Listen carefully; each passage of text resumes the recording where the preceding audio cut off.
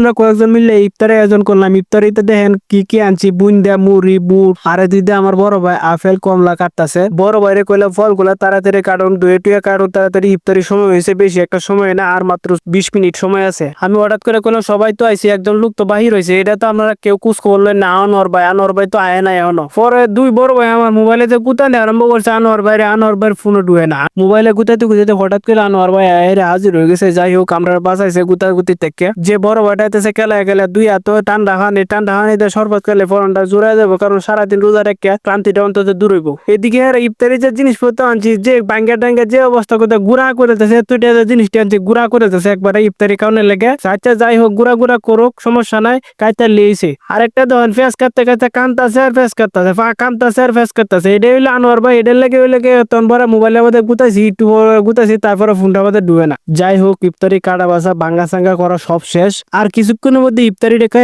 রেফারটা ঠান্ডা করে এলাম, সমস্যা নাই, আর বেশি মাথা নষ্ট করার দরকার নাই। অনেক কাটাকাটনি করছি ইফতারের আয়োজন করতে গিয়া। ইফতারিটি ভাঙ্গার পর তো মোটামুটি বালাই দেয়া দা, সুন্দরই দেয়া দা। আশা করি কাইতেও বালা লাগবো। আর বালা লাগতো না কারণ টিয়া দেখি না যেটা জিনিসটি আপনারা কি কইন, বুন্দা মুড়ি আলু ছবিতে তো সবগুলো তো ভাঙ্গা শেষই করছিলাম। মন কইতেছে সবটি মিস করে একবারে মনে মারি শুরু করছে, যে বড় ভুল দিছে, বড় ভুল থেকে সাইড থেকে পড়ে জায়গা কি করা যাবে, শুধু ভুল দিছে। মানে আপনারা ধরেন যে একটা ইফতারের জন্য না করে, কারণ টিয়া দেখি না তো মায়া লাগে। আপনারা আবার এটা মনে হলেন যে ছোটখাটো ইফতারি আমরা করতেছি, 2000 টাকা করেছে যে ইফতারি করতে।